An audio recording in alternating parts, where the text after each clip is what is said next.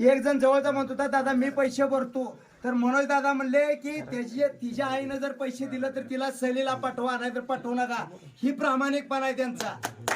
त्यामुळे त्यांच्यावर आपण विचारतो, आपण सल्ला देण्याच्या एवढं लायकीच नाही, आपण फक्त लढा जाय खाली.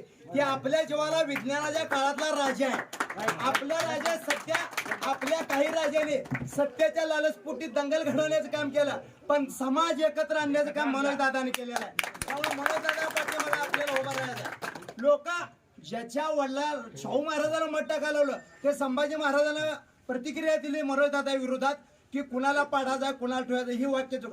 मी त्याला खाली कमेंट केली राजेंच्या, राजे तुम्ही गादीचं मानकरी आहे, तुम्ही आमचं मानकरी नाही. फक्त गादीला मान म्हणून आम्ही त्याला काय बोलत नाही. आमची एवढी विनंती आहे, साताऱ्याचे असतील कोल्हापूरचे असतील, मनोज दादावर जर माझा जन्म देणारा बाप जरी असला, जर बोलला तर बापाला सुद्धा सुट्टी नाही. पण ती कोण बी असू. आज मला सांगा, महाराष्ट्रात देश स्वतंत्र झाला, राज्य स्वतंत्र झालं, तेव्हापासून मराठ्याचं राज्य. कोण जर ह्या आंदोलनावर बोलतंय का? जी ते म्हणते ती इतरांच्या आरक्षणाला धक्का न लागता आम्ही तुम्हाला आरक्षण देऊ. पण मनोज दादा म्हणताय मंडल आयोगामधलं लागू झालेलं जे आमचं आरक्षण आहे ते आरक्षण ओबीसी मधलं आणि 50% आतलं पाहिजे. ही भूमिका निभावणारा एक मी मराठ्याचा अवलादीचा जन्माला आणणारा आहे. त्यामुळे त्यांचं ऐकायचं आपल्याला.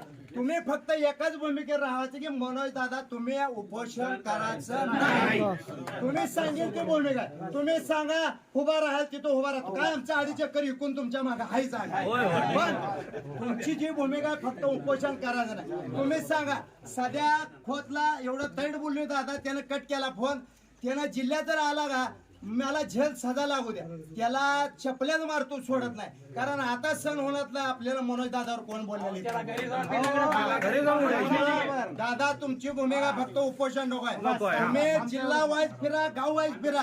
तुम्ही म्हणला ना ह्या गावात 25,000 लोक पाहिजेत, आमचे घरदार इकून माणसं गोळा करतो, पण तुम्ही तुम्हाला माणसं दिसते, पण तुम्ही उपोषणाला